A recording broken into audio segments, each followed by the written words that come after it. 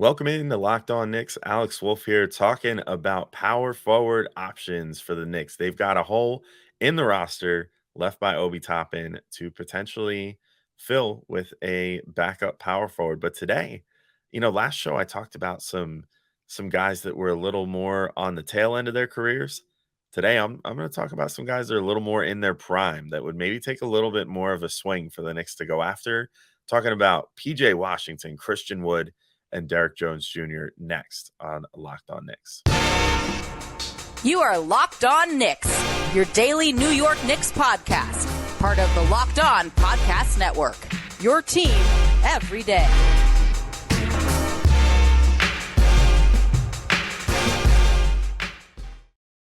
All right, welcome in to Locked On Knicks, and I want to thank you guys for making Locked On Knicks your first listen today and every day, whether you're checking us out on your favorite podcast platform or taking in sights and sounds on YouTube. I appreciate you making us a part of your daily routine. And if you haven't already, make sure to hit that notification bell on YouTube or the auto download function on your favorite podcast app so you never miss an episode. And if you want to keep the conversation going with us, we're on a thing called Subtext now, which you can check out in the episode description. You can talk to Gavin and I pretty much whenever you want to using Subtext. So check that out. See if that's something that interests you. I'm Alex Wolf. I'm editor-in-chief of Knicks site, The Strickland, which you can find at thestrick.land. And I'm talking about some more power forwards today. If you haven't already, be sure to check out yesterday's show where I broke down Rudy Gay and JaMychal Green, one of my favorites I've been talking about for weeks, and Markieff Morris and Blake Griffin as potential options for the Knicks if they want to go the kind of older veteran route. But if they want to go the slightly more exciting younger guy route, and I don't know how likely this is, but I think it's something that they should entertain for reasons I'm going to get into in just a moment. But one guy that definitely stands out because things are getting a little dramatic with him and the Hornets is PJ Washington. So first note with PJ, he's definitely not going to come cheap. Seems like he's trying to make Isaiah Stewart money, which is around $16 million per season. So it would take I'm not going to call that a sizable chunk of money from the Knicks to make it happen, but that's like about what Mitchell Robinson makes, a little less than that. So that's like a decent amount for the position, for the backup four that he would be playing. And again, I'll get into why I think that might be a worthy gamble in just a second. But let me first just say, like, if they want to make this happen, you might be saying, like, oh, well, the Knicks don't have any cap space. So how would they do that? They already used it all in DiVincenzo. True. However, they have Evan Fournier still sitting there. And there's been talk about potentially using Fournier in some form of a trade, whether it's a star trade to try to, match salaries or whatever. That's probably what the Knicks will end up doing is holding on to him. But if they realize like, you know what, that big trade's not going to happen this offseason, Embiid's not going anywhere, until next summer or something, or whomever else they happen to be interested in, then you might look at it and say, well, better to use that money for someone than no one as far as Evan Fournier is concerned. And so if that's the case, they could just be like, hey, we'll give you what you want, PJ Washington. You get like a 3-year deal, or we'll give you like $16 million a season. And that Evan Fournier salary would work perfectly. And then you could sign and trade PJ to the Knicks, send Fournier to the Hornets, where I would assume they would probably just buy him out at that point and maybe send them like a couple second round picks for their trouble and call it a day. And maybe like use up your like $5 million cash or whatever you're allowed to use to make that deal happen to, lighten the load on the small market team a little bit as far as paying off that player. I don't know. I kind of like this idea. I think it could work. And, you might, I was talking to some people in the Strickland Discord about this the other day. And I was saying, I would love to get PJ Washington. People were like, well, where is he going to play? The 9-man rotation is kind of already set. Like, what do you do to get him minutes? And I was like, I think you could pretty easily, if you said, hey, let's try to keep Randall around like 35 minutes a game this year. And then also be willing to cut down on Mitch and Hartenstein's minutes a bit.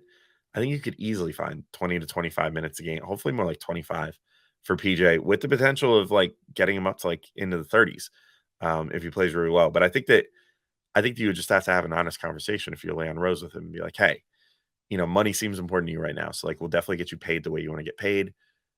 This is going to be not necessarily a difficult situation for you to crack into, but it's going to be a situation where like you're gonna have to prove that you can play the 5 for Tibbs to get the kind of minutes that you want to get here. So like you're gonna have to show off that rim protection that you've shown in your career and all that stuff, and sort of prove that you can hack it as a 5 a little bit, to sort of back up Julius, but then also play some minutes with him.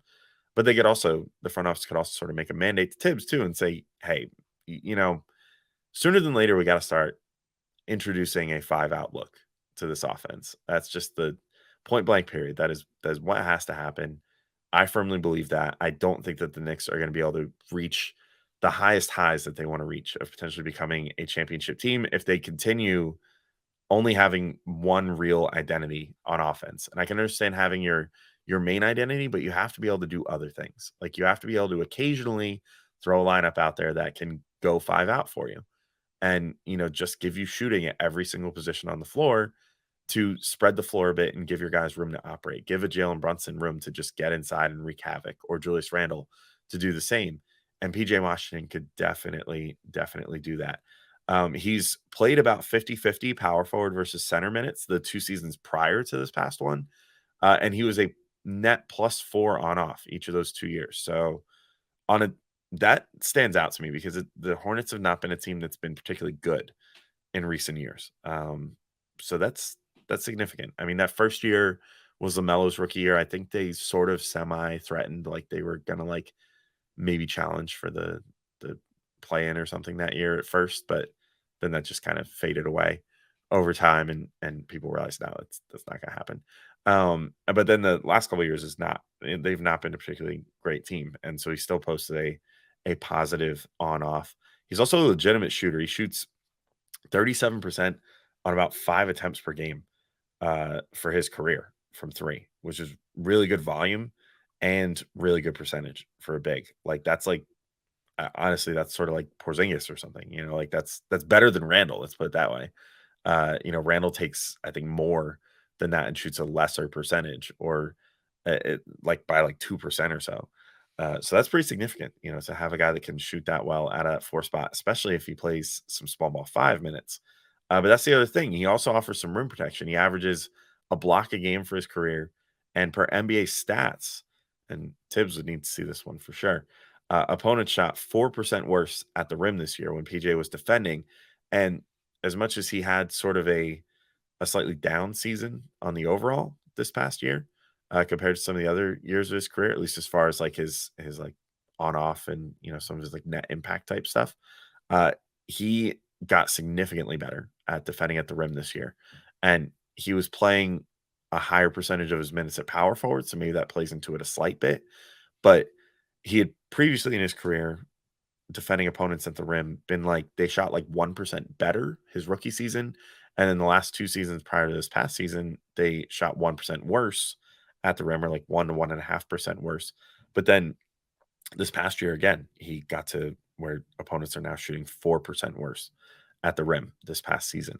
So that's promising. It seems like he's not necessarily the most flashy defender, but he can at least keep guys in front of him and make these plays at the rim to keep guys from scoring, which is all you can ask in a Tibbs defense, especially. That is like all he wants out of his 5-man. So I think you'd have to really give this guy consistent minutes and a consistent role. You can't pull the Obi Toppin with him. You can't, or you can't treat this like you would if you signed some of the guys I mentioned in the last show, like just journeyman, good older players. Like this is a prime young player, like in the prime of his career. He's ready to go.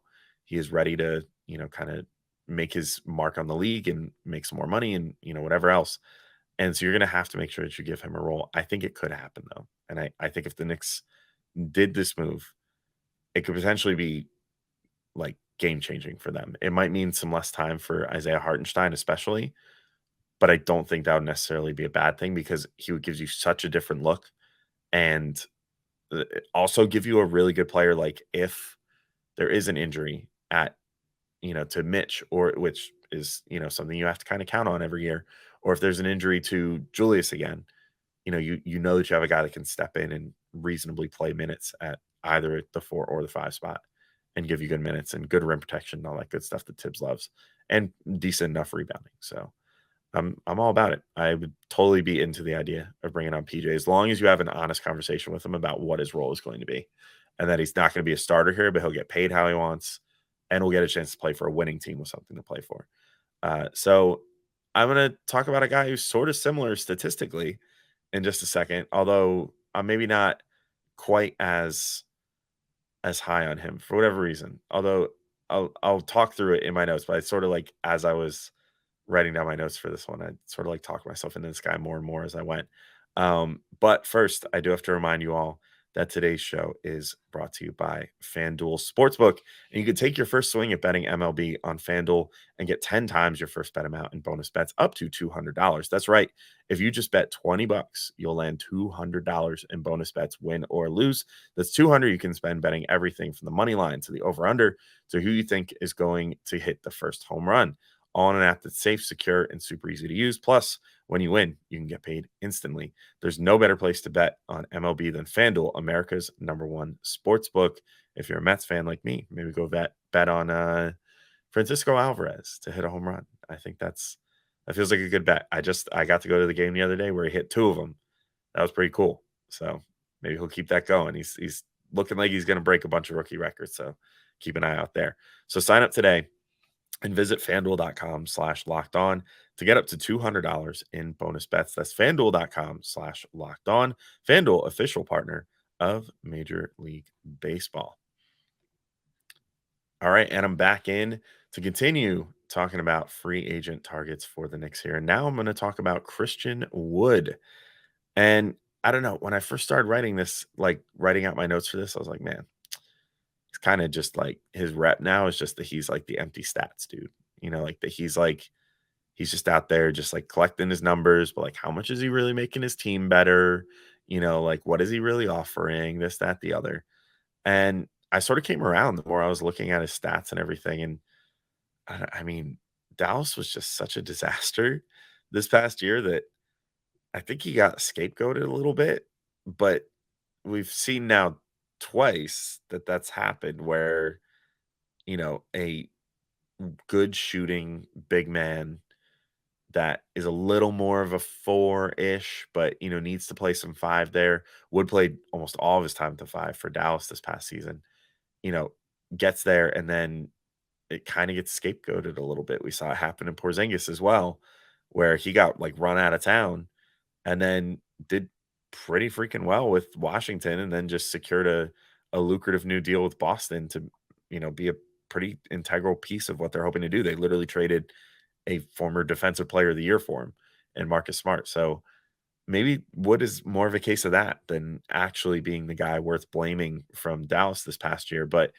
on paper, he's a really good volume 3-point threat. He shoots 38% for his career on 3.5 attempts per game. So not quite the volume that PJ Washington had from the last segment, but similar. I mean, 38% for him. Those high 30s numbers. That's what you love to see out of a big. Like, it's not like a guard where you kind of need them to shoot like 40% if they're going to be considered like an elite shooter. When it's a big like that, you're just trying to draw other bigs out of the paint. And so you got to just keep guys honest enough, that you can clear the lane for like a Jalen Brunson or, an RJ Barrett or a Julius Randle. And I think that Wood could potentially fit the bill there. He even rebounds kind of well. He averaged almost 10 per game twice in his career, over 10 a game once, but almost twice in his career. He has been a negative on off the last 2 years with the Mavs and the Rockets, and it looked, I think, a decent amount worse. I didn't write the exact number down, but it looked a decent amount worse this past year on the Mavs. But again, I don't know. I'm starting to question how much to blame certain guys when they play for the Mavs. It just seems like kind of a cursed place for big men. But he had one really good season with the Rockets and one with Detroit that showed that he could be really impactful in Detroit, especially. And I mean, this maybe comes by virtue of being the only good player on a really bad team, but he made them 11 points better when he was on the court in the 2019 to 20 season. That's like pretty significant. And that's what earned him that big contract to get out of there and move to Houston. And then obviously he wound up going to Dallas instead this past season. So, I mean, he's shown in the past that he can be impactful and do a little bit of everything and do it pretty well for you. I don't know. Like like I said, he offers a good amount of rim protection too, and like I'm sort of talking myself back into him a little bit. I was really high on potentially getting him that 2019 to 20, off season, or the 2020 off season, I guess I should say, because I like a guy that can shoot the ball, can protect the rim a bit, and can sort of drift between the 4 and the 5. And Wood definitely seems like he can do that. So I don't know. The other thing that sort of was worrying me before I looked into it a little more was what's the market like for this guy? Like, is he, you know, our team's looking to pay him a decent amount of money, but obviously with where we're at in free agency, there's not a ton of teams still with money to spend. And seems like the two teams that are front runners are the Bulls with their like $10 million disabled player exception they just got for Lonzo Ball, and like the Lakers, who just have the minimum available for him at this point. So if he's willing to sign for like the minimum or even that biannual exception that the Knicks have available to them, which is like $4.2 million.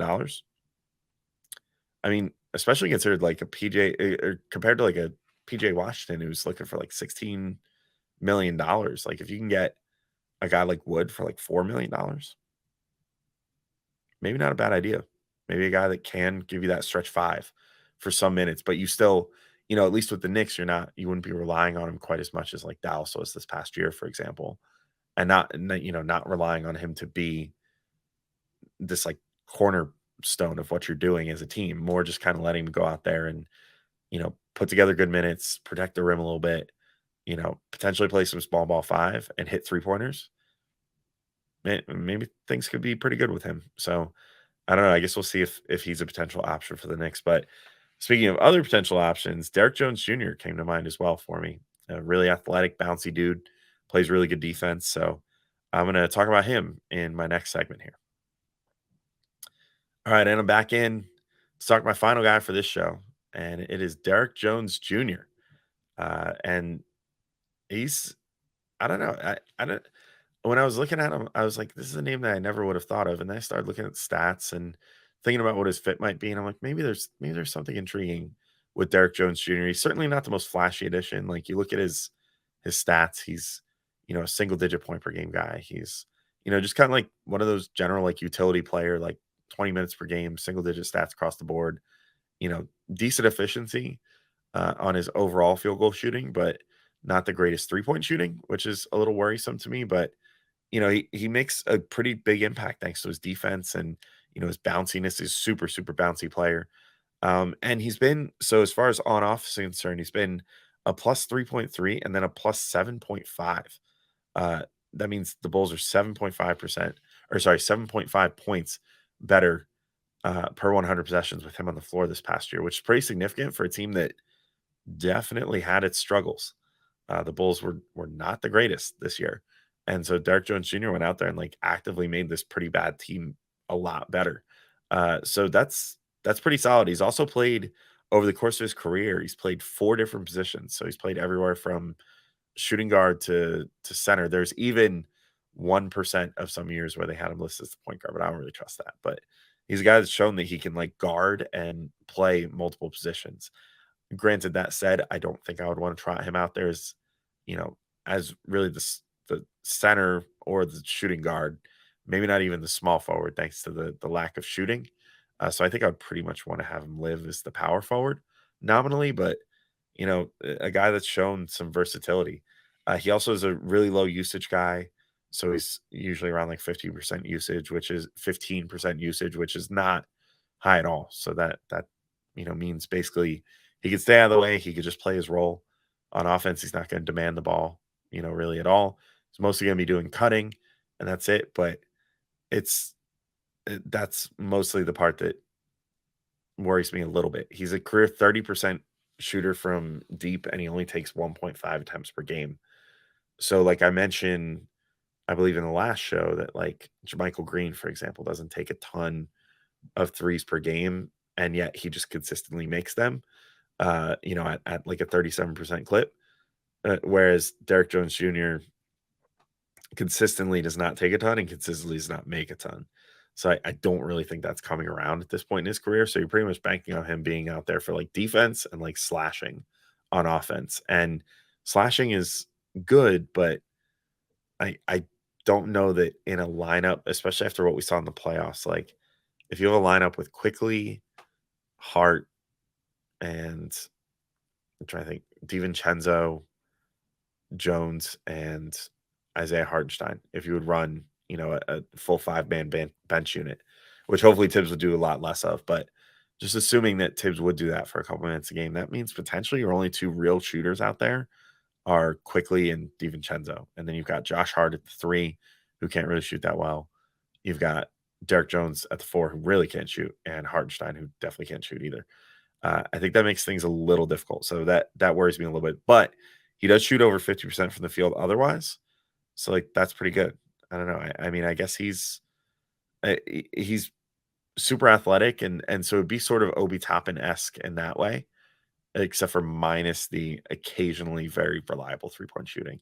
But he's also a stock machine. He steals plus blocks, for those that are not familiar with what that is, but he gets 2.5 stocks per 36 for his career. That's a really solid number. That means that, I mean, he's averaging per 36 minutes played, he gets like 1.25 steals, 1.25 blocks. And those are impact plays. Those are plays that could potentially shift the tide of a game, get you out in transition, that sort of thing. So I think that I can sort of talk myself into it, though. I think ultimately I would give up some of the defense and the bounciness for better 3-point shooting out of that backup 4 spot, but maybe that's just me. So as far as all the guys that I just mentioned and ranking likelihood and fit, PJ Washington, I think probably a pretty low likelihood. I love the fit. I doubt the Knicks want to fill Fournier's salary slot with him, though, versus holding out for a bigger trade, including Fournier in some sort of star deal or something, some deal that's going to get them better assets necessarily. That said, as far as fit, I really do think it's a potential for an A if the Knicks would use him properly, like maybe an A plus. Like if he could come in and he could finally be the guy that makes Tibbs go small, that would be incredible.